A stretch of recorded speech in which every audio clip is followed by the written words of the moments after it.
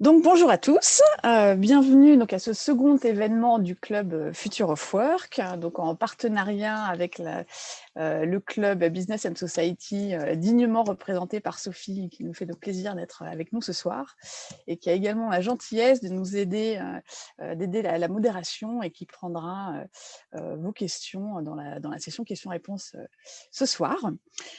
Donc nous sommes ensemble pour une petite heure d'échange avec nos invités et à 19h, ceux qui le souhaitent pourront se retrouver en sous-groupe.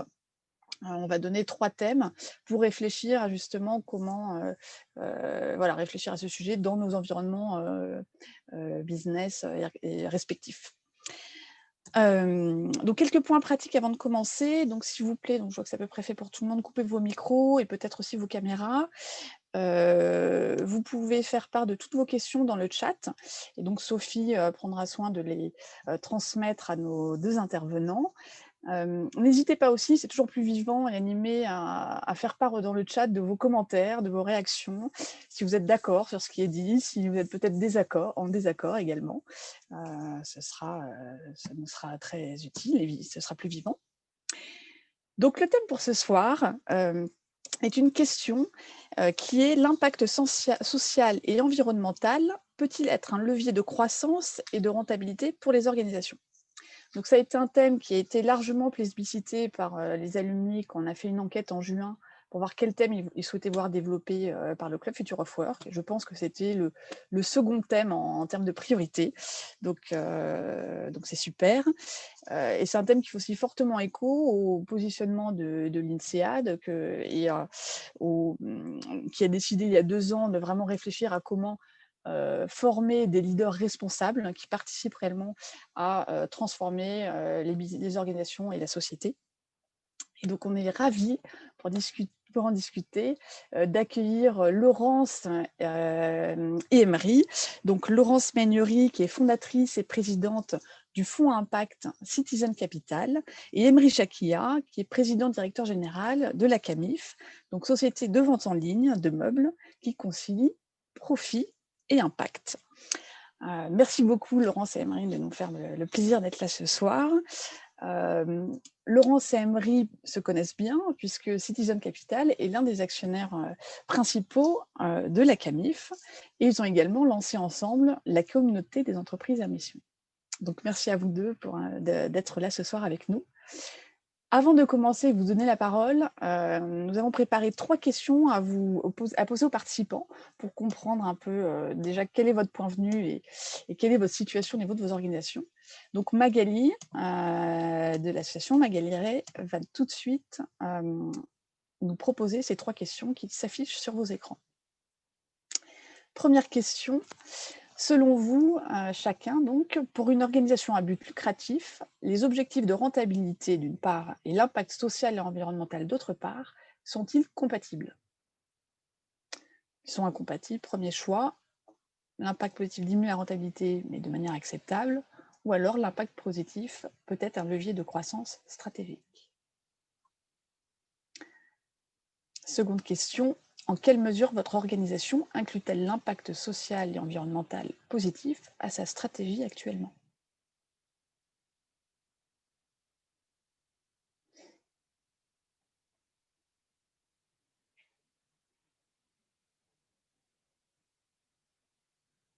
Et enfin, la troisième question, la crise sanitaire et économique actuelle influence-t-elle la poursuite d'impact positif de votre organisation?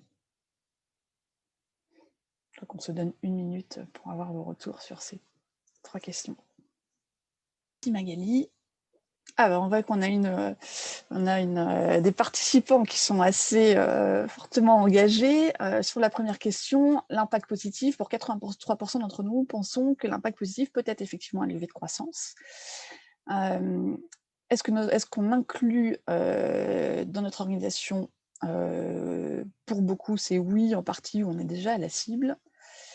Et la crise actuelle renforce notre poursuite d'impact. Donc nos réponses sont plutôt positives et optimistes. On voit effectivement qu'aujourd'hui, la prise de conscience de ces enjeux est de plus en plus forte et qu'on a une pression de plus en plus importante de la part de nos clients et voire de nos collaborateurs. Et aujourd'hui, nous sommes ravis de vous accueillir, Laurence et Emery, pour partager avec nous votre expérience. Pour commencer, Emery, peut-être pourriez-vous partager avec nous la genèse de votre prise de la CAMIF et en quoi l'impact positif est au cœur de votre stratégie? Bonsoir à toutes et à tous, je suis ravi d'être là. Moi, mon parcours d'entrepreneur à mission, il a démarré en fait il y a 11 ans, au moment où j'ai quitté Paris pour aller m'installer à Niort et reprendre la CAMIF. La CAMIF, c'était une coopérative qui avait été créée en 1947 par des instituteurs qui s'étaient regroupés après-guerre pour se rééquiper et qui s'est développée sur un modèle de vente par correspondance et qui a fait faillite après pas mal d'errements et puis la fin de l'ère du catalogue papier. Ma conviction était à l'époque qu'il y avait une place pour un acteur différent qui prône une consommation responsable, qui prône la production locale. Et je me suis donc lancé dans cette aventure. Et j'ai très vite compris que dans les discussions et dans les échanges que j'ai eus même avec le tribunal de commerce pendant cette phase particulière où on a bâti et réfléchi au projet, qu'on ne pouvait réussir le projet que si on mettait au cœur du projet un modèle avec de l'impact positif. D'abord, pour son territoire à Niort, où on a décidé de venir s'installer pour relancer la CAMIF dans son berceau historique. On a décidé de venir ouvrir un centre de relations clients à Niort, ouvrir un centre logistique, créer une formation e-commerce. On a recréé 170 emplois à Niort. Et dans le contexte, c'était la crise de 2008. Il y avait eu la faillite de la CAMIF et celle de Lehman Brothers quelques semaines plus tard, entraînée, comme tout le monde le sait, par la chute de la CAMIF. Crise financière mondiale, plus de banquiers pour financer aucune entreprise et encore moins des aventures entrepreneuriales. Si dans le contexte, on a quand même réussi à convaincre des banques de nous suivre pour financer le projet, parce qu'il fallait quand même pas mal d'argent, c'est parce qu'on a eu le soutien de tous les acteurs de la région, de la communauté d'Aglo-Niort, qui ont garanti 95% de nos emprunts bancaires. Et donc, ce modèle d'impact, il a eu son premier effet positif dès le démarrage, parce que ça nous a permis tout simplement de financer le projet, parce que les acteurs locaux, ils ont compris que notre projet aurait un impact positif pour le territoire à Niort. Ensuite, on a fait des choix assez radicaux dès le démarrage de miser sur la qualité, sur la fabrication française et sur le développement durable. Personne ne parlait de Made in France à l'époque. Il n'y avait pas encore le ministre qui portait la marinière, il n'y avait pas encore le slip français.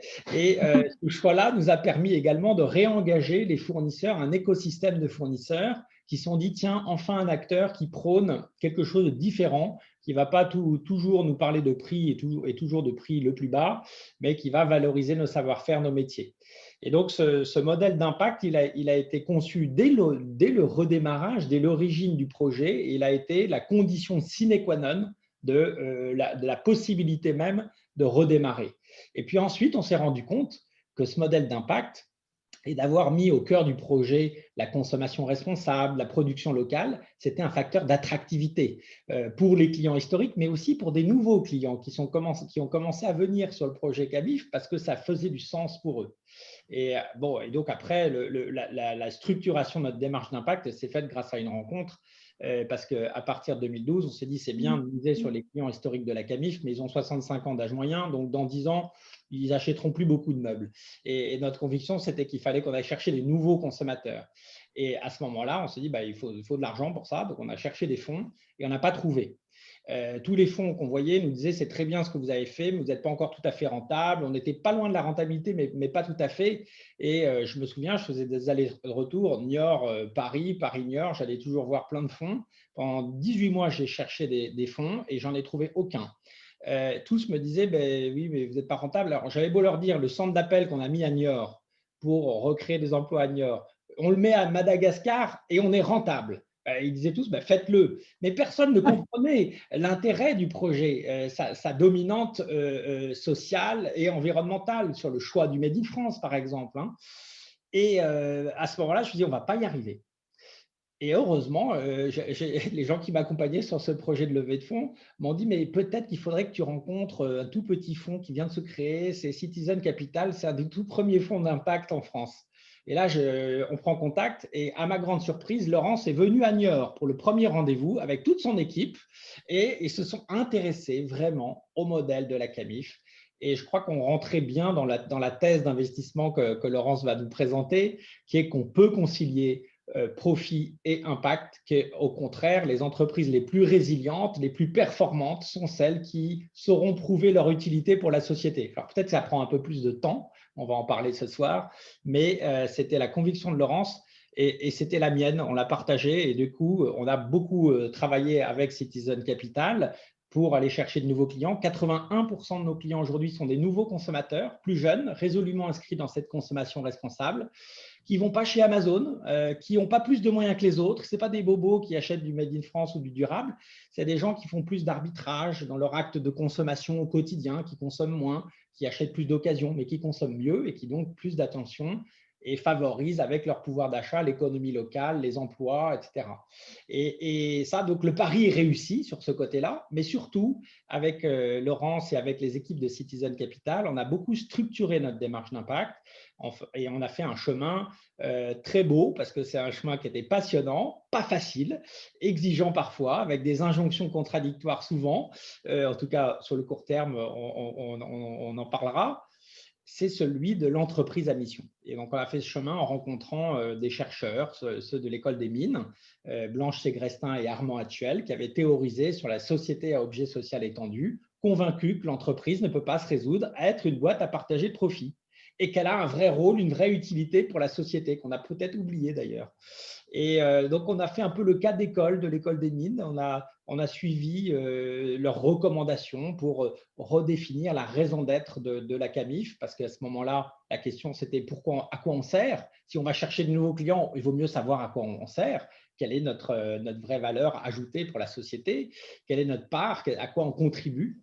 Et puis, on a suivi ces recommandations en mettant le temps qu'il fallait pour définir notre raison d'être, nos engagements qu'on a inscrits dans nos statuts en 2017, un petit peu avant la loi Pacte.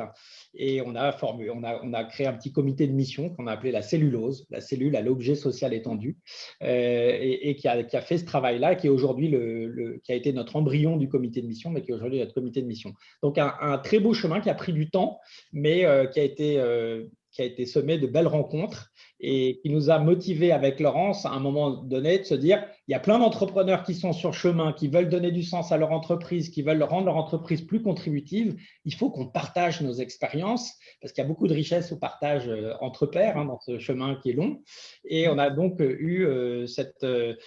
a été applaudi aussi par l'école des mines pour créer cette communauté des entreprises à mission qu'on a créée en 2018. Merci beaucoup, comme l'a dit Emery. Laurence, et comme tu me l'as dit, Solène, on n'a pas 19 heures, donc je dois m'arrêter là. Merci beaucoup, Emery, pour ce partage. Laurence, donc vous avez créé le fonds Citizen Capital, dont l'impact est au cœur de l'ADN du fonds. Est-ce que vous pouvez partager avec nous aussi la genèse de votre projet? Quels sont aujourd'hui vos critères d'impact et quelle fut votre rencontre avec la CAMIF? Bonjour à tous, très heureuse d'être là avec vous. C'est assez formidable de parler avec Emery, parce que c'est quand même, on a une longue aventure commune qui est exceptionnelle, je dirais quand même. Alors nous, on est nés il y a 12 ans maintenant. On était un des premiers fonds d'impact, quand on ne parlait pas encore d'ailleurs d'impact investing. Et j'ai créé ce fonds avec un associé. On a tous les deux un parcours très, très différent. Lui, il venait d'un gros fonds qui est devenu un gros fonds de LBO européen, qui était Bridgepoint. Et moi, je venais plutôt de la sphère publique, où j'avais beaucoup travaillé sur les politiques publiques d'égalité des chances, notamment à l'Institut Montaigne, où j'ai réellement découvert, en fait, je pense, la puissance d'agir de l'entreprise sur des sujets sociétaux. Quand elle voulait s'emparer des sujets, elle peut avoir une efficacité redoutable.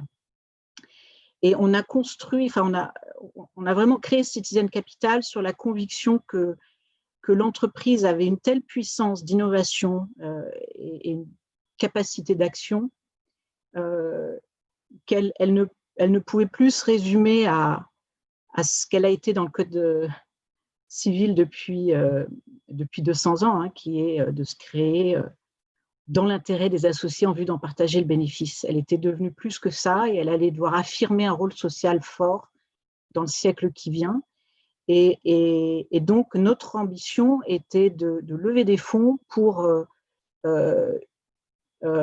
utiliser le capital au service d'enjeux de société. Néanmoins, la réalité, c'est qu'on a mis 10 ans, on a passé ces 10 dernières années à prouver et à démontrer à ceux qui nous ont confié de l'argent que c'était possible à la fois de rendre de l'argent et de le rendre, d'avoir une vraie ambition de retour financier et d'avoir un impact social ou environnemental tangible, mesurable.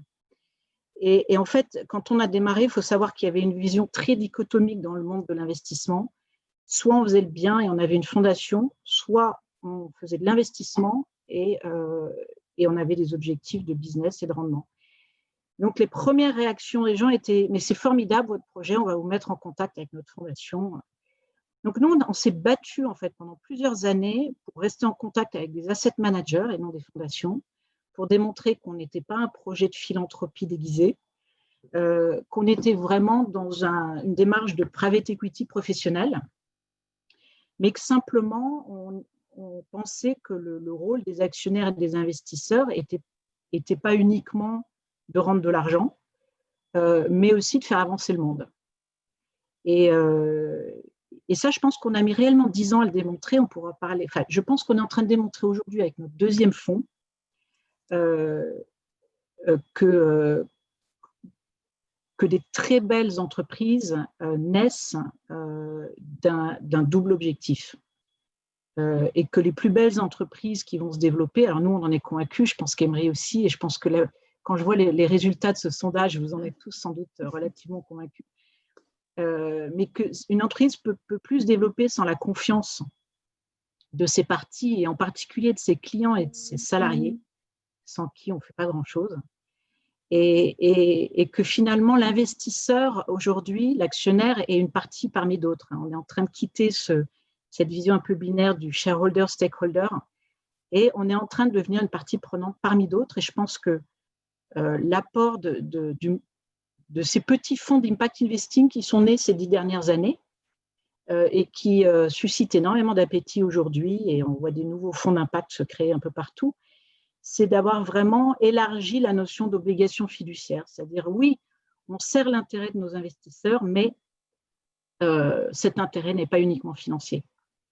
Et il ne peut plus être uniquement financier. Alors, la rencontre avec Emery et la CAMIF était une très belle rencontre. Emery l'a très bien décrit.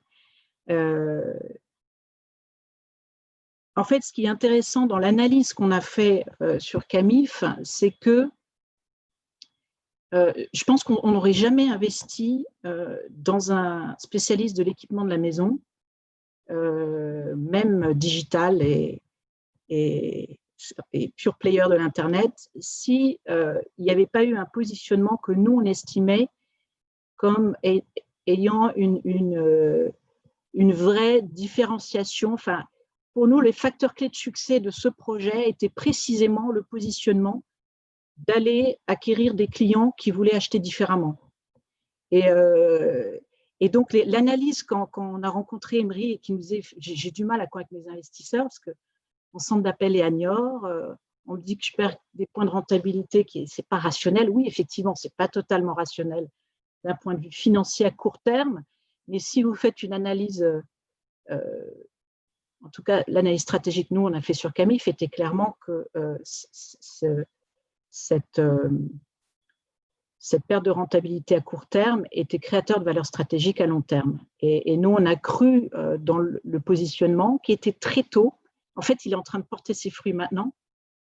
Donc, il fallait être assez patient parce que je pense que la CAMIF, enfin, Emery, tu es arrivé un peu avant l'heure sur le projet d'embarquer les consommateurs sur ce sujet du meuble et l'équipement de la maison.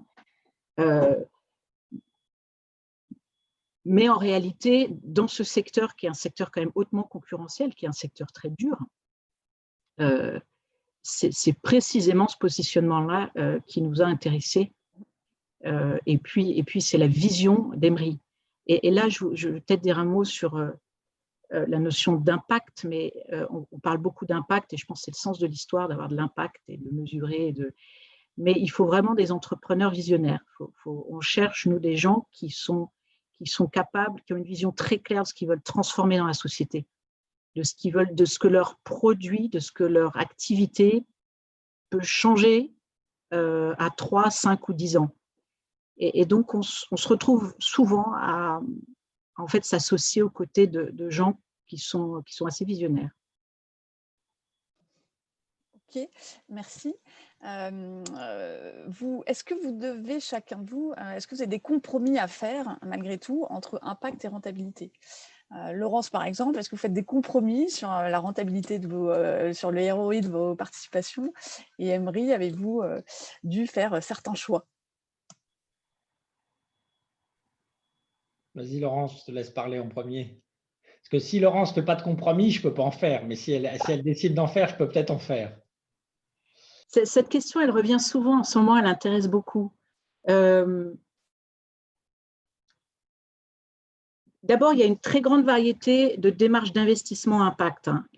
L'impact, un projet d'impact pour un investisseur peut aller d'un objectif de préservation du capital jusqu'à des objectifs de rentabilité en ligne avec le marché.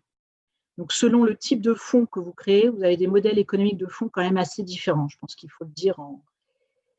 Nous, quand on est né, on était pionniers dans ce monde-là. On avait besoin de démontrer au marché qu'on pouvait avoir de très belles rentabilités. Donc, on a été très ambitieux. Donc, les 2 premiers fonds qu'on a créés visent des entreprises qui ont des perspectives de croissance qu'on estime très fortes. Une fois qu'on a dit ça, je pense qu'on ne s'appuie pas sur les mêmes types d'analyses forcément que d'autres investisseurs, et certaines, l'arbitrage est plutôt sur le temps et sur l'analyse qu'on fait de la valeur stratégique que va créer l'impact. Et en fait, dans notre analyse, on ne sépare pas d'un côté les enjeux, l'analyse stratégique ou l'analyse financière et l'analyse d'impact de l'autre.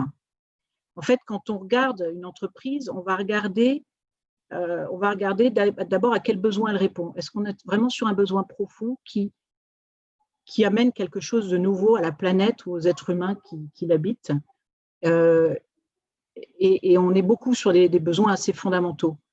Mais en même temps, en fait, dans ces besoins fondamentaux, on va être aussi sur des marchés qui sont en général significatifs. La santé, la transition climatique, l'éducation sont d'énormes marchés. Donc, on est toujours, en fait, l'analyse classique, notre analyse d'impact est une analyse stratégique en réalité pour nous. Et quand on regarde l'additionnalité d'une entreprise, que nous on appelle l'additionnalité, c'est-à-dire qu'est-ce qu'elle amène réellement, en quoi elle change un paradigme dans son marché, qu'est-ce qu'elle amène de réellement nouveau, c'est pour ça qu'on est quand même, on cherche souvent des gens qui innovent, en termes d'impact, va être à peu près la même question qu'on va se poser d'un point de vue purement, que n'importe quel acteur du capital investissement va se poser sur les facteurs clés de succès, les facteurs clés de différenciation, les barrières à l'entrée. Donc, quand Emery nous a présenté Camif, par exemple, le projet qu'il développait pour nous était un facteur clé de différenciation sur son marché qu'on a valorisé. Donc, l'impact est pour nous toujours un potentiel de création de valeur stratégique. Et l'ambition qu'on a quand on accompagne une entreprise sur 5 ans à peu près, c'est des cycles assez classiques, c'est qu'à la fin, quand on cède notre participation, l'acquéreur va acheter l'impact, évidemment. Et donc, notre ambition, c'est d'ancrer l'impact dans la culture de l'entreprise. Donc, évidemment, pour nous, c'est toujours, l'impact est toujours couplé à une analyse de potentiel de création de valeur stratégique à terme. Je crois même, Laurence, que vous faites des business plans, vous avez un business plan séparé de l'impact.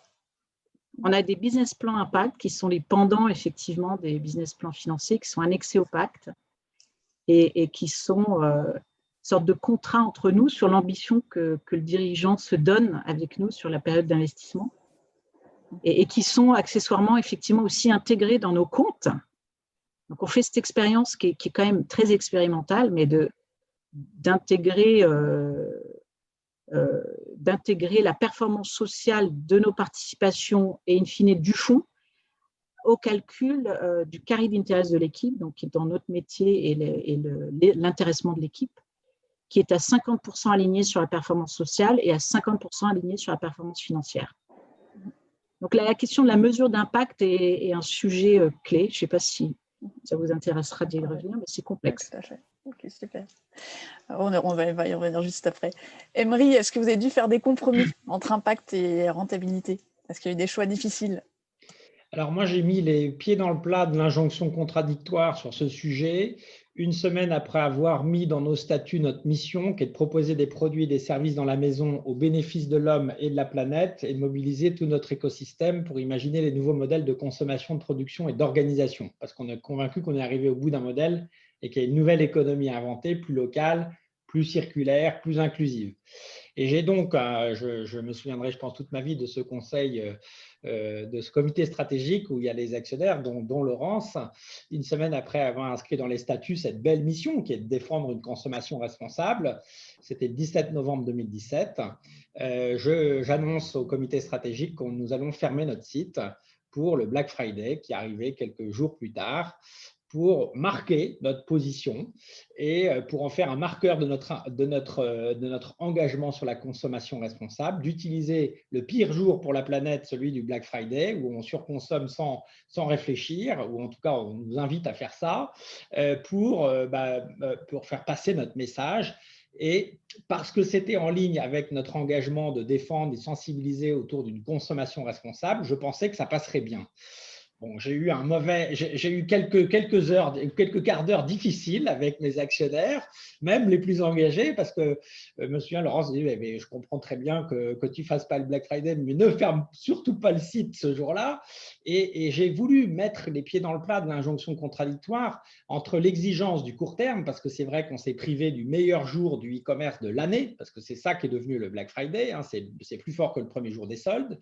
Mais quelque part, c'était cohérent par rapport au projet de l'entreprise et c'était une façon vraiment d'être aligné avec cet engagement de mission.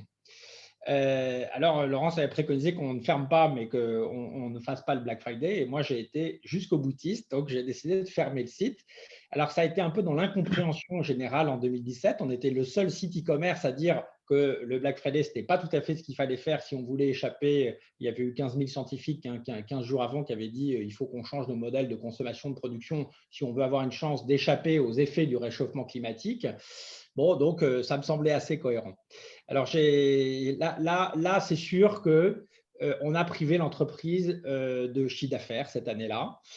On a refait cette opération en 2018, on a à nouveau fermé, on a refait en 2019 et cette année, ma fierté, c'est qu'on a embarqué plus de 1000 sites e-commerce qui ont boycotté Black Friday sans aller jusqu'à fermer leur site, mais qui se sont inscrits contre cette surconsommation qui n'a juste aucun sens.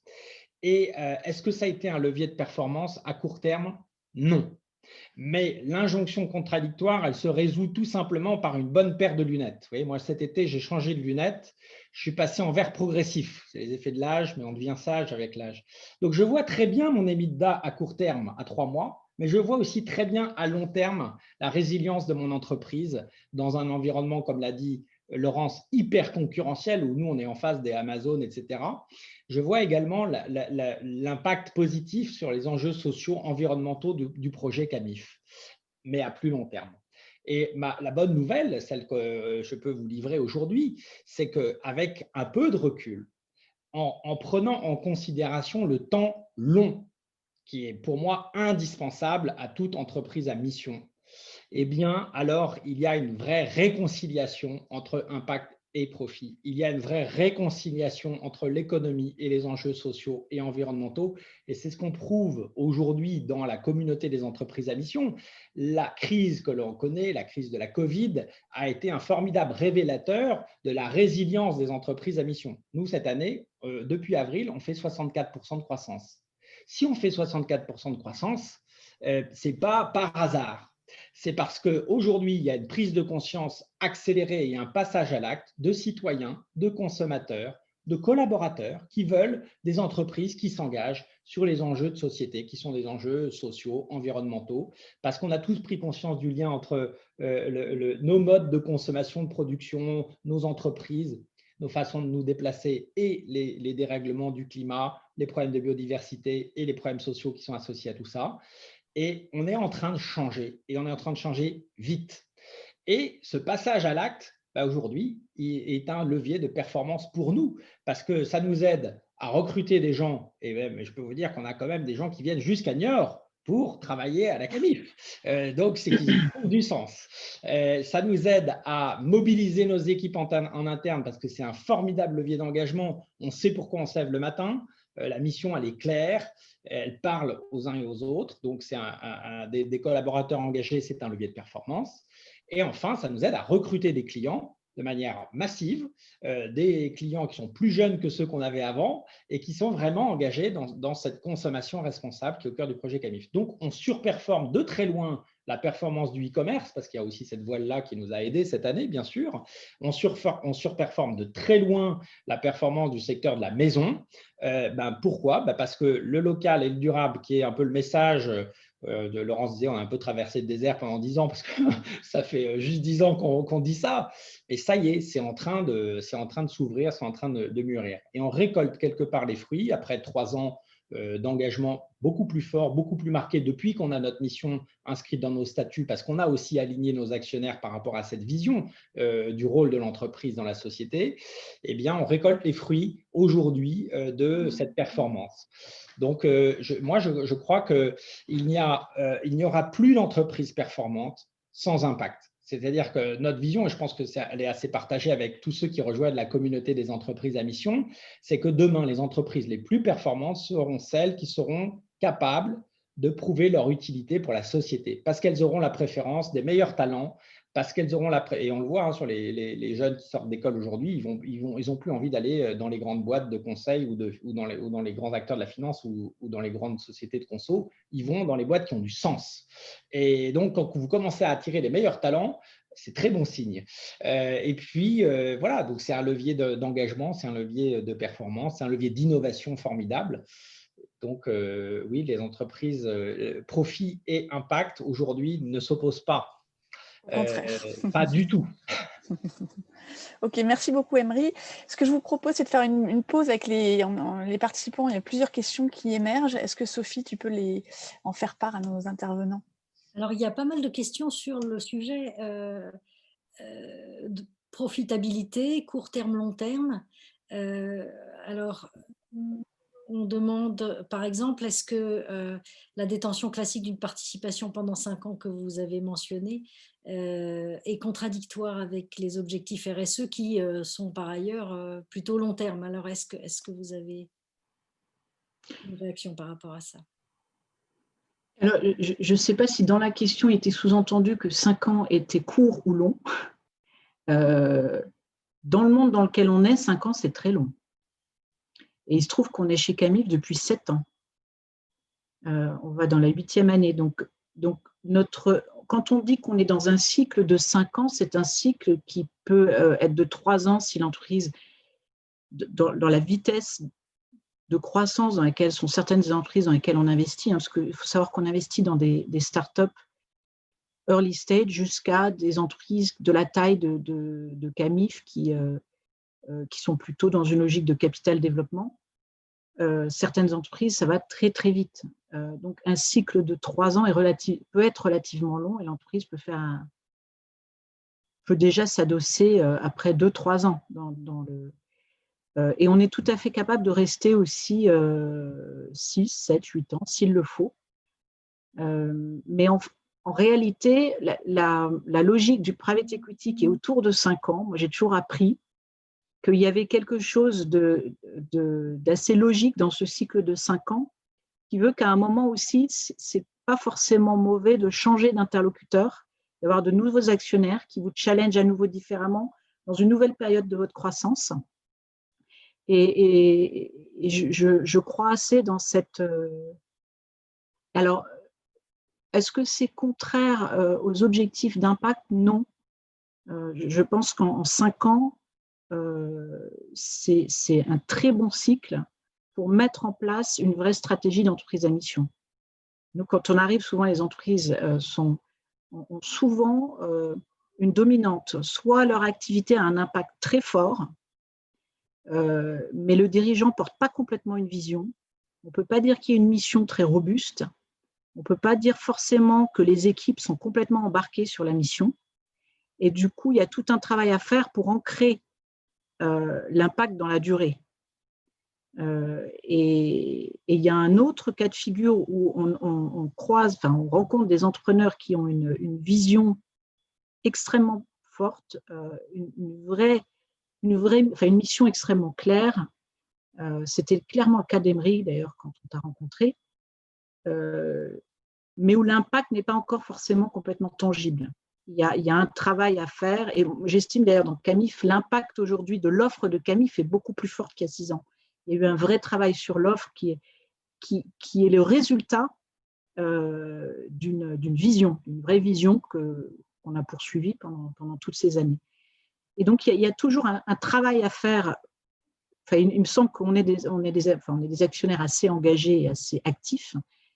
Et ce travail sur 5 ans, c'est bien. En général, si on n'a pas fait en 5 ans ce qu'on devait faire, je ne suis pas sûre qu'on le fasse après.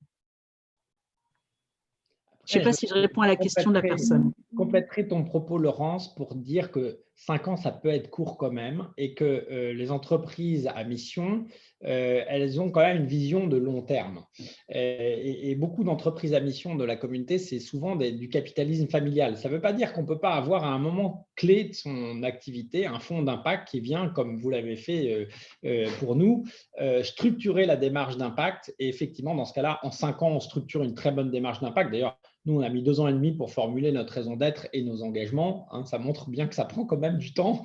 Et on s'est mis en chemin vraiment à partir de 2017 sur la refonte de l'offre pour qu'elle soit en phase avec les objectifs, faire de l'économie circulaire notre standard, etc. Et ça va prendre encore du temps pour se déployer. Mais ça y est, c'est lancé. Je dirais qu'on a moins besoin de vous aujourd'hui qu'en 2013. Donc, je rejoins Laurent sur le fait que pour Laurence, qui est un fonds d'impact, 5 ans, c'est bien. Pour une entreprise, c'est très court. Et nous, on a aussi dans notre capital un fonds de famille. D'abord, ça reste une entreprise familiale, parce que moi, je contrôle plus la majorité de mon capital encore. Et moi, je crois beaucoup à la vertu du capitalisme familial parce qu'on a toujours une vision à 25 ans. C'est comment on transmet l'entreprise à nos enfants, à la prochaine génération. Et donc, du coup, dans quel monde on a envie de transmettre à nos enfants dans 25 ans.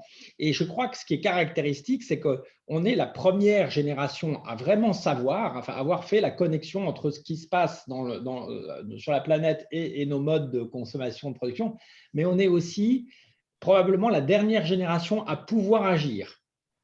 Et voilà, donc il y a une urgence à se mettre en chemin, mais ce chemin, il va être long. Parce que transformer un modèle économique, transformer une offre produit, transformer une entreprise, son organisation, etc., c'est des changements qui sont assez longs. Voilà. Et donc, moi, je crois que c'est très important d'avoir du capitalisme de long terme. Et nous, le socle capitalisme familial, il a cette durée de vie à 25 ans. Et je pense que ça donne vraiment de la sérénité dans ces changements, et on peut faire du coup, on est plus audacieux dans les choix qu'on peut faire en disant ok, peut-être que pendant les 3 prochaines années ça va être dur et on va renoncer à du profit. C'est ce qu'on a fait nous, même pendant le parcours avec Citizen, mais on sait que c'est ce qu'il faut faire et c'est pas grave si ça va pas faire de profit pendant 3 ans parce qu'on est sur un cycle de 25 ans. Mais voilà, ça y est, aujourd'hui, cette année, et Laurence le dit, c'est peut-être la première année où ça y est, on est en train de décoller. Mais voilà, je pense que le long terme est quand même le temps long est quand même très important. Mais là, on touche à une question très intéressante, qui est l'organisation du système financier. Mais bon, c'est vrai que ça me donne envie de rebondir. Je vous en prie, Laurence, allez-y. Mais c'est difficile de créer des fonds dans des univers de temps très longs, parce qu'on est dans un système quand même où les attentes de rendement du capital sont les mêmes que celles d'il y a 10-15 ans, quand les taux d'intérêt n'étaient pas ce qu'ils étaient aujourd'hui. Et aujourd'hui, le private equity au sens large, qu'il soit d'impact ou non, sauf s'il est financé par l'épargne solidaire, il est quand même dans un modèle de croissance rapide. Et donc, en fait, la réalité, c'est qu'on sélectionne des entreprises qui doivent constituer les 1 ou 2% des entreprises qui ont des potentiels, d'abord des potentiels d'innovation très importants et des potentiels de croissance très importants. Et donc, on passe à côté de toute une typologie d'entreprises que moi j'appelle slow growth, qui sont des très belles entreprises qui ont des modes de croissance lents, qui ne sont pas forcément sur des modèles digitaux, mais qui ont un très bel avenir quand même. Je pense notamment à tout ce qui est économie circulaire, où les modèles économiques sont encore relativement fragiles. Il y a besoin aujourd'hui de fonds sur du temps long qui posent la question des attentes des investisseurs, de la présence d'investisseurs capables de nous confier à nous, investisseurs en direct, de l'argent pour ce type de durée d'investissement. Moi, j'ai découvert le terme des entreprises zèbres par opposition aux licornes qui ont justement un temps plus long. Ouais, les zèbres, il y en a 100 fois plus que des licornes, évidemment. Tout à fait. Donc, il faut financer les zèbres. Merci beaucoup. Emery, vous parliez de projets audacieux et on a justement une question. Pourriez-vous nous parler, de la part d'un participant, pourriez-vous nous parler des parties du projet osées ou folles qui ont connu des challenges et comment cela a pu informer le chemin? À la fois pour Emery et pour Laurence. Je pense que l'audace en 2017 de fermer notre site, c'était quand même pas mal. Hein. Je pense que fermer le site pour une journée complète et choisir la meilleure journée de l'année pour le faire, c'est pour faire passer son message de consommation responsable. Je pense qu'on peut faire beaucoup plus audacieux, à vrai dire. D'ailleurs, ça a été largement incompris. J'ai fait mon baptême du Jean-Jacques Bourdin ce jour-là. C'était Jean-Jacques Bourdin qui me questionnait en direct sur pourquoi on faisait ça, est-ce qu'on était tombé sur la tête ou pas. Et j'ai expliqué sagement pourquoi on le faisait, en quoi c'était cohérent et pourquoi je n'allais pas me faire virer en tant que dirigeant d'entreprise parce que j'allais à l'encontre du profit immédiat, mais parce que justement l'entreprise est une entreprise à mission. Après, dans le parcours, moi je crois beaucoup à la force de l'expérience hein, quand on veut changer, faire changer les équipes, etc. Au tout début de Camif, j'étais convaincu que le mode projet, le mode entrepreneurial dans lequel on était, l'enthousiasme de redémarrer Camif sur un modèle de Made in France et durable et tout ça, ça emporterait l'adhésion des équipes et notamment des anciens Camif qui avaient 20 ans de culture très, très pyramidale, très grosse boîte derrière eux. Alors, on s'était installé dans le magasin Camif à Niort, qui était un grand open space sans cloison de 3000 m² où il y avait les clients qui venaient au milieu des collaborateurs qui étaient en train de travailler. Et en fait, ma déception, c'est qu'au bout d'un an, je me suis rendu compte que ça n'avait pas changé la culture des anciens, qui étaient encore très cloisonnés, très… Et donc, on a fait une expérience collective très riche. On a fait venir une artiste dans l'entreprise pendant 3 mois. Et Anne-Laure Maison, elle s'appelle Anne-Laure Maison, elle est venue partager notre quotidien au milieu de l'open space, comme ça, pendant 3 mois avec nous. Tout le monde se dit, mais pourquoi une artiste maintenant? On était tous occupés, on n'avait pas de temps à lui consacrer. Et c'était une très belle expérience qui a été la première pierre de notre culture entrepreneuriale. Tous les jours, il se passait quelque chose dans l'entreprise. Un jour, on arrive, il y avait toutes les places de parking taguées avec des noms d'artistes contemporains. Donc, les gens ont été immédiatement voir Anne-Laure en lui demandant qu'est-ce qui lui était passé par la tête et est-ce qu'elle avait demandé l'autorisation pour taguer les places de parking? Eh bien non, elle n'avait pas demandé l'autorisation, comme quoi on peut faire dans une entreprise avec une culture entrepreneuriale des choses sans demander l'avis au patron.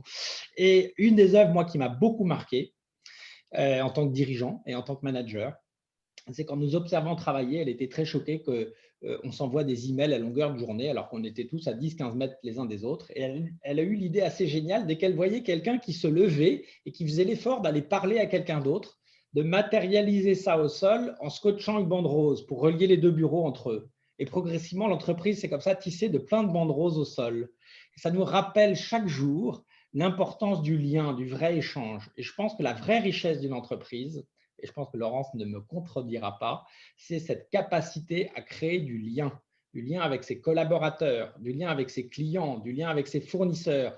Et quand je dis à mes banquiers qui me rencontrent, oui, mais vous savez, nous par rapport à une entreprise qui fait strictement le même bilan, vous passez à côté d'une valeur immatérielle majeure, mais qui n'apparaîtra jamais dans vos chiffres. C'est la qualité du lien qu'on a entre nous, avec notre écosystème, avec nos parties prenantes, avec nos fournisseurs, parce que ça, c'est un facteur de résilience très fort. Parce que quand une crise arrive, les 2 entreprises qui ont le même bilan, qui ont les mêmes chiffres depuis des années, ben, il y en a une qui passe la crise, on se demande pourquoi, et l'autre qui disparaît, et on se demande pourquoi.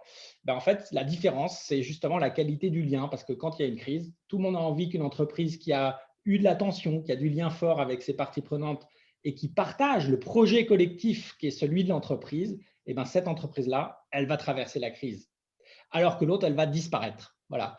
Et cette qualité du lien, c'est une valeur immatérielle considérable qui n'est dans aucun bilan et qui n'est analysée par aucun analyste, sauf par Laurence, parce qu'elle a le… Oh là, non, même moi, je suis pas, c'est très difficile à intégrer. Ok, une autre question peut-être, merci. Une autre question d'actualité. Est-ce que vous auriez un commentaire, l'un de vous, sur la récente critique de Danone suite à l'annonce du plan d'optimisation? Si ce sujet vous parle.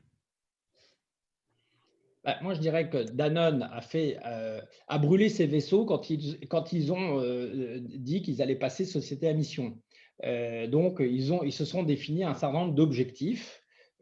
Est-ce que les juger 3 mois après avoir passé en AG sur un plan, est-ce que c'est très raisonnable? Est-ce qu'il ne faut pas se laisser un peu plus de temps pour juger la qualité du projet Danone au regard de ses objectifs de mission? Il faut quand même rappeler que la société à mission, ça reste une société qui est quand même dans un marché où elle a des concurrents qui, eux, ne sont pas à mission et qui font qu'à un moment donné, on peut être en situation difficile, on est en situation concurrentielle tous les jours. Et une bonne société à mission, c'est une société qui fait du profit parce que c'est le gage de la durabilité. Donc, je pense que c'est un peu facile, on va dire, quelque part, pour moi, de juger Danone 3 mois plus tard sur un plan qu'il fait, d'autant plus qu'ils ont quand même des mesures d'accompagnement qui me semblent être plus que ce qu'aurait fait une entreprise classique. Il faut attendre, il faut donner un peu de temps pour juger si oui ou non ce que Danone, en tant que société à mission, fait dans 2-3 ans,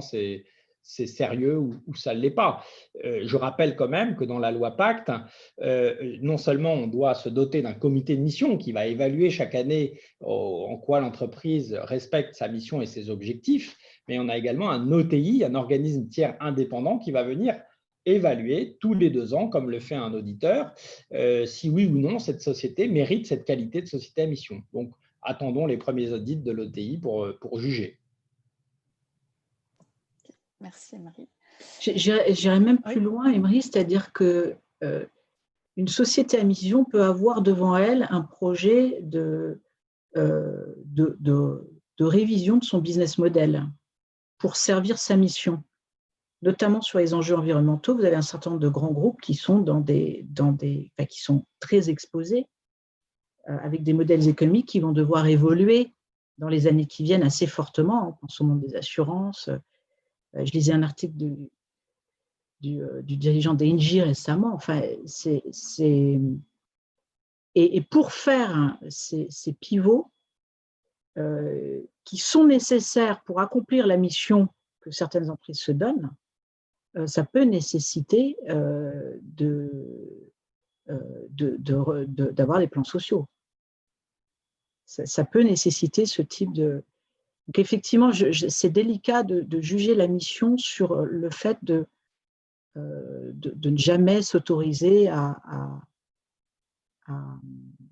diminuer ses effectifs. Ça me semblerait malsain d'attacher la notion de société mission à ça. En plus, c'est un arbitrage permanent parce que c'est un chemin, la société à mission. Et c'est un chemin qui peut être extrêmement sinueux et complexe. Et donc, ce qui est très important, il me semble, est que Danone a fait avec beaucoup de sérieux, je pense, c'est de fixer quand même des objectifs assez hauts. Donc, il faut effectivement, comme dit Emery, il faut se donner du temps et voir comment ils accomplissent ces objectifs. Évidemment, comment ils traitent aussi les gens qui sont concernés par cette situation. Question justement, vous parlez de chemin pour devenir une société à mission. Est-ce que vous pourriez partager sur le comment? Donc maintenant, impact et rentabilité, oui, sont compatibles, mais comment intégrer l'impact au sein de l'organisation et comment se transformer? Je pense qu'on entend parler, alors vous allez nous parler du concept d'entreprise à mission. On entend aussi beaucoup parler de différents référentiels, les ODD, le référentiel FSSD, le label B Corp. Pour vous, est-ce qu'il y a un chemin ou quels sont les chemins possibles pour se transformer et développer sa Il n'y mission? a clairement pas un chemin.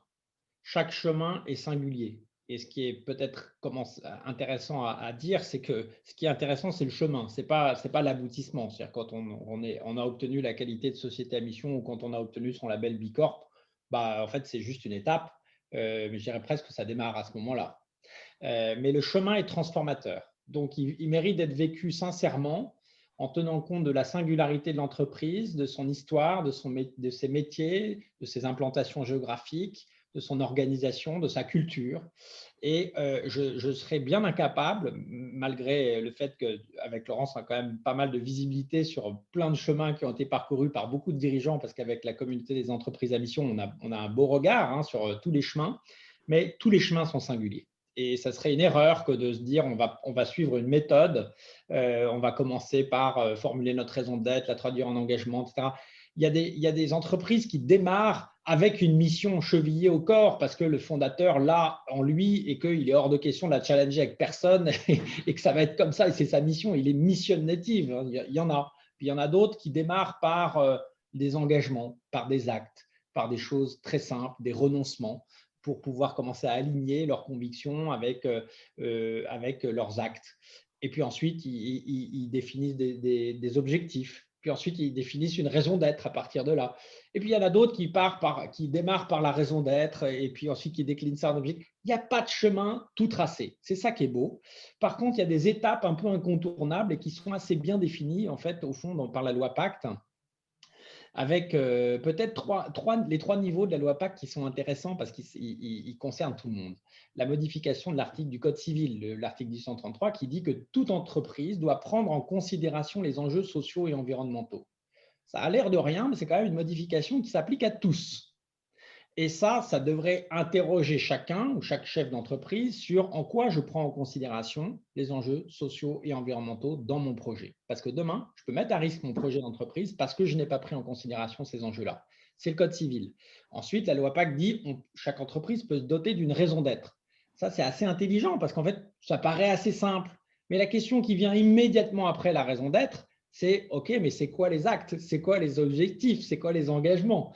Et c'est là où le troisième niveau de la loi Pacte est intéressant et structurant pour une démarche d'entreprise. C'est la société à mission qui consiste à inscrire dans ses statuts une raison d'être avec des objectifs sociaux et ou environnementaux, de mettre à niveau une gouvernance de la mission et d'évaluer ces objectifs. Et ensuite, d'accepter d'être transparent par rapport à tout ça parce qu'il y aura un organisme indépendant qui va venir auditer tout ça. Et donc, ça, c'est des étapes. On peut les franchir un peu dans l'ordre que l'on veut, mais à un moment donné, il faut franchir ça si on veut être une société. Nous, on a fait le chemin avec Laurence, d'ailleurs, parallèlement, d'essayer de structurer notre démarche d'impact. On a fait parallèlement la démarche, le chemin de société à mission, même si ça ne s'appelait pas comme ça à l'époque.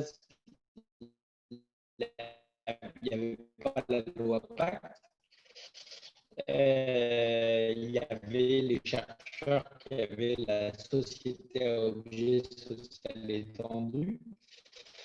Et on a fait également le Bicorp. Donc, on est tous les deux Bicorp, d'ailleurs, Citizen Capital. On a fait partie de la première promotion des Bicorp.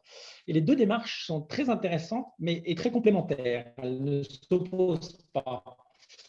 La démarche du référentiel, démarche très horizontale, elle va juger comment vous faites du business avec vos parties prenantes sur les enjeux sociaux, environnementaux.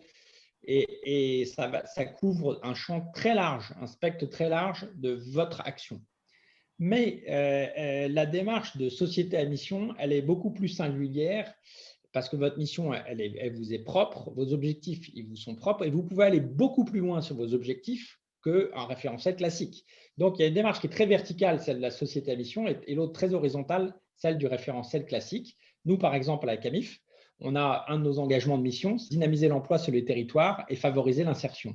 Et pour mesurer et pour évaluer ça, on a été faire une étude d'impact qui s'appelle la Local Footprint pour mesurer notre empreinte sociale l'empreinte sociale de notre modèle. Et on a pu mesurer et évaluer que pour un emploi qu'on crée à Niort, à la CAMIF, on soutient 14 emplois en France.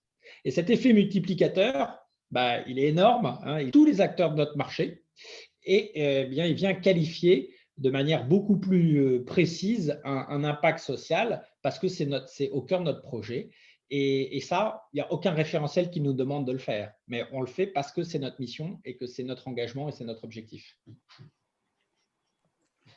Merci Emery pour toutes ces pistes de transformation. Malheureusement, je vois encore qu'il y a des questions, mais on arrive, il est 19h, donc on doit conclure. Merci beaucoup à Laurence et Emery pour vos partages. Je voudrais conclure par 3 dernières questions, mais rapides à vous poser, qui sont en fait des questions qu'on va poser à la fin de chaque événement du Club Future of Work. La première étant, quel est pour vous l'enjeu des enjeux concernant le futur du travail ?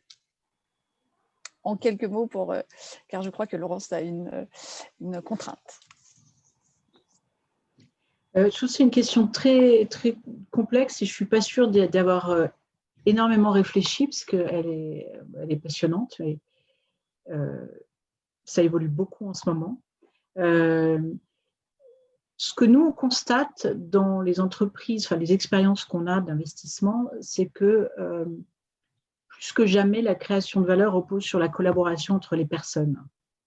Et donc, la notion de talent est une denrée qui est hautement stratégique. Enfin, je pense que plus qu'il y a 10 ans, les entreprises qui se créent aujourd'hui et qu'on accompagne accordent énormément d'attention au fait d'être attractif et d'attirer les gens qui en fait, ont probablement de plus en plus d'autres options que le salariat. Et donc, ce que je vois à travers toutes les entreprises qu'on accompagne, c'est une perte relative de la notion de relation de subordination. Et je ne suis pas sûre que je vais développer énormément, mais je pense qu'on va aboutir à des formes de travail extrêmement diverses qui vont peut-être venir compléter le salariat et qui vont sans doute être favorables à certains et peut-être défavorables à d'autres. Mais les salariés, aujourd'hui, on reconnaît de plus en plus, et c'est un des aboutissements du travail des chercheurs de mines aussi, c'est qu'ils prennent le risque de l'entreprise. Et les attentes que l'entreprise a vis-à-vis de ses salariés ont une contrepartie qui est que les salariés attendent beaucoup aussi de l'entreprise. Ils attendent de l'entreprise qu'elle soit capable de leur mettre à disposition des conditions pour qu'ils réalisent leur potentiel. Et ça, je pense que ça a beaucoup d'impact sur la relation, le dialogue social, la relation qui fait qu'il y a une nécessité d'intelligence collective en fait, dans la façon de conduire une entreprise. Et donc une complexité plus grande et une nécessité de finesse en fait que je pense certaines, enfin, qui va en fait faire une sorte de tri entre des entreprises qui ont cette capacité à à faire vivre cette intelligence collective et d'autres. Et les autres qui auront du mal à être pérennes pour cette raison. Merci Laurence. Emery, l'enjeu des enjeux. Alors moi, je rejoins pas mal Laurence sur l'enjeu de la coopération. Il y a un facteur clé de réussite de l'entreprise, et en particulier de l'entreprise à mission, c'est d'arriver à obtenir l'engagement des collaborateurs. Et j'aime bien une phrase de Jean-François Noubel, qui est un ponte de l'intelligence collective, qui dit « Les grands enjeux de l'humanité ne sont pas ni la faim, ni la pauvreté, ni le développement durable, ni la paix, ni la santé, ni l'éducation, ni l'économie, ni les ressources naturelles. Mais notre capacité à élaborer de nouvelles organisations capables de les résoudre. Notre enjeu principal est l'intelligence collective. » Et ça, je trouve que c'est très beau parce que finalement, l'entreprise n'est rien d'autre qu'un projet collectif. Et ce qui obtient l'adhésion, ce qui fait le ciment du projet collectif, c'est le sens. C'est la mission qu'on lui donne. C'est ça qui va faire qu'on va avoir des gens engagés et les mieux placés dans l'entreprise pour traduire la mission concrètement dans les projets de l'entreprise, dans son offre, dans sa supply chain, c'est le collaborateur. Donc, à partir du moment où la mission est claire, elle est claire.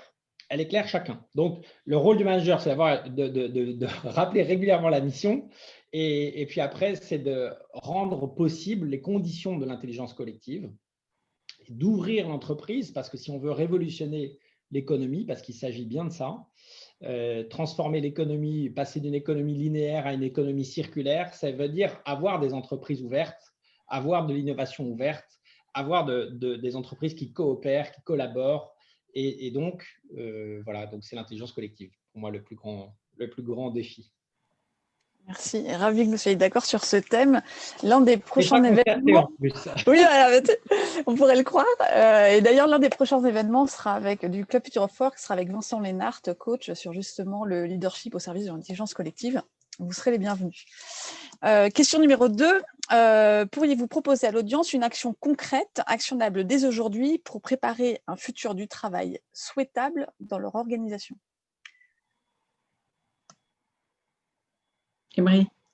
Alors moi, je vais vous livrer une petite pratique qu'on a depuis 10 ans et qui fonctionne bien, qui est un rituel de l'entreprise, qui est notre fameux point du mardi.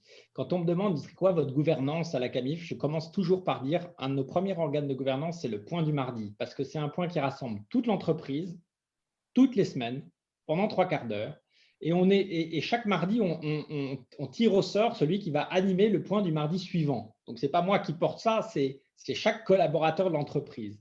Et à ce point, on partage l'actualité, on partage les chiffres, l'activité de l'entreprise, etc. Mais aussi, toute personne qui veut venir partager un projet, proposer une initiative, peut le faire à ce moment-là. Et on l'écoute avec bienveillance. Et si oui, il y a de l'intérêt et qu'il y a 3, 4, 5 comme ça qui décident de se lancer dans le projet, de constituer un petit groupe projet, alors là, c'est parti. Il y a plein d'initiatives qui sont nées comme ça chez CAMIF. On est parti, on a refondu entièrement le cadre de l'entretien qui était très rébarbatif pour tout le monde et on en fait maintenant des balades le long de la Sèvre. On a institué l'ouverture du courrier tournant parce qu'il y a quelqu'un qui n'en pouvait plus d'ouvrir le courrier pour tout le monde tous les jours et de le distribuer. Maintenant, c'est une table chaque semaine qui distribue et qui ouvre le courrier. Et donc, on ne s'interdit rien. Et on est ensemble pour expérimenter des choses. Et je crois que c'est ça qui est le futur du travail, c'est accepter l'expérimentation et rendre le cadre possible de ça. Et ce petit point du mardi, c'est finalement une action très simple que tout le monde peut mettre en place. Tout le monde peut faire ça dans son organisation. Merci Emery. Et en plus, vous avez donné 3 actions pour une autre. Laurence ?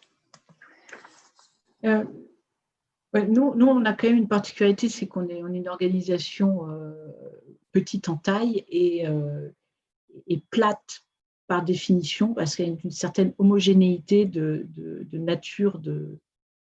Les membres de l'équipe sont tous assez proches en partage de la valeur. Enfin, tout le monde a accès au CARID. Mais bon, on est une petite équipe, donc je pense que c'est assez particulier. Et nous, on est en plein apprentissage des leviers d'appropriation par l'équipe de la mission. Puisque nous, comme on est sûrement d'ailleurs les cordonniers un peu mal chaussés, on est en train de revisiter notre mission qui existe depuis 12 ans, mais en fait qu'on revisite avec notre équipe de 14 personnes là, maintenant. Et en fait, ce qui est intéressant, c'est qu'on a défini, on a mis beaucoup de temps et d'une manière très horizontale à définir la mission et les objectifs qu'on souhaitait se donner, sachant que l'intérêt des objectifs, c'est quand même de se mettre en tension. C'est quelque chose qui est difficile. Il faut qu'il y ait une forme de mise en tension. Et en fait, ce qui est intéressant après, c'est qu'une fois que vous avez défini des objectifs statutaires qui sont forcément très génériques et assez high level, il faut que ça retombe à un moment dans l'entreprise et que ça puisse avoir du sens pour tout le monde.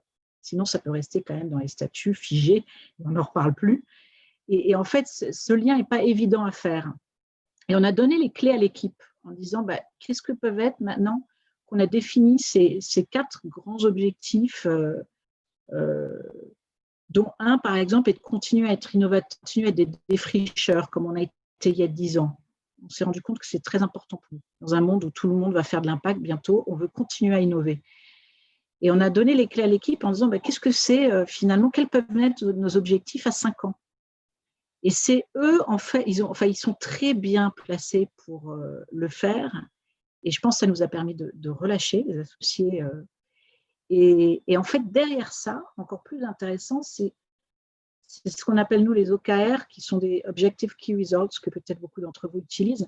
Mais c'est vraiment les objectifs plus individuels à 6 mois, ou 3 mois, ou peut-être 1 mois, qui découlent de ces objectifs. Et en fait, d'avoir cette succession un peu de waterfall, on est toujours raccroché à la mission. C'est toujours assez facile de se dire, mais en fait, cet objectif à 3 mois, pourquoi je l'ai, en fait, moi, à titre individuel? Mais oui, c'est parce que, en fait, on a tous cet objectif-là. Et on est en train de découvrir ça. Alors, peut-être beaucoup l'ont déjà mis en œuvre, mais c'est l'appropriation par l'équipe dans sa vie de tous les jours de la mission et des objectifs de la société. Merci beaucoup, Laurence. Et dernière question, pourriez-vous partager avec nous un livre qui vous a marqué? N'importe lequel, business, roman. Vas-y, Laurence. Allez. Et moi, je vais vous partager le livre que je suis en train de lire et que dès que je vais vous quitter, en fait, je rentre dans un book club. Avec des femmes, amies femmes, on a créé un book club littéraire. Et ce livre qu'on vient de lire, donc on est 10 à l'avoir lu, est un livre qui m'a énormément marqué, qui est celui-ci. Svetlana Alexievitch, qui est une Biélorusse, qui a eu le prix Nobel de littérature en 2015 et qui a écrit La Supplication, qui est une œuvre majeure faite de témoignages de survivants de Tchernobyl. Donc, je ne veux pas vous démoraliser, cette fin de... Mais en fait, c'est un livre, en fait, étrangement pas démoralisant, mais qui est une œuvre littéraire, alors que c'est des témoignages, c'est une vraie œuvre littéraire, et qui pose vraiment la question du sens de la vie sur Terre, en fait. Je trouve que c'est la question du nucléaire, qui est quand même d'actualité aujourd'hui, pose des questions profondes, je trouve, et je sens qu'on n'est pas en train réellement de les poser, malheureusement, sur le sens de notre vie sur Terre. Et ce livre me semble indispensable, et je viens d'apprendre qu'il était rentré dans les livres à lire pour les étudiants en école. Merci Laurence. Emery? Bon, alors moi, je vais faire un peu de promotion pour Laurence, qu'elle ne le fait pas. Je recommande la lecture du guide Entreprise à mission, de la théorie à la pratique. Très, très bon guide fait par Citizen Capital pour bien comprendre avec Deloitte. Le sujet avec Deloitte, tout à fait. Je vais vous mettre le lien dans le chat, comme ça vous pourrez voir. Mais je n'ai pas que ce livre-là. Merci Emery. J'en ai un autre aussi, il s'appelle Entreprise à mission et raison d'être, changer l'entreprise pour un monde plus durable. David Autissier, puis il y a Emery Jekia aussi qui a contribué. Donc voilà, je vais le mettre dans le chat aussi. Et mon dernier, c'est un livre qui s'appelle Il était une forêt de Francis Allais, parce que j'aime bien toujours pouvoir m'inspirer de la nature pour le projet de l'entreprise. Et dans ce livre, j'aime beaucoup l'idée qu'on puisse se comparer à quelque part des exploitants d'une forêt durable et que parfois dans une entreprise, il faut savoir faire des coupes d'arbres pour donner de l'air à la forêt et la faire grandir. Et les coupes dans une entreprise à mission, c'est les premiers renoncements, mais le renoncement d'aujourd'hui, c'est les profits de demain. Et donc, je crois que c'est tout à fait intéressant de pouvoir s'inspirer de la nature. Voilà, mes 3 œuvres, elles sont maintenant dans le chat. Super, merci beaucoup Emery, merci Laurence. On a débordé, donc on pourrait continuer encore longtemps, mais voilà, toute chose a une fin. Donc merci beaucoup Laurence et Emery pour vos partages, c'était très riche et aussi très inspirant. Pour tous les alumni qui sont frustrés, n'hésitez pas à aller regarder le site de la communauté des entreprises à mission, qui a notamment un lien, quelque chose qui est en cours de route, qui est un observatoire des entreprises à mission qui est en train de se créer. Et, je pense qu'il sera très intéressant de suivre de près. Donc, merci beaucoup, Emery et Laurence, pour vos partages. Et bonne chance pour la suite, pour développer et convaincre tout le monde de vos modèles. Merci à vous. Merci à vous. Bonne fin de soirée. Merci pour l'accueil. Merci.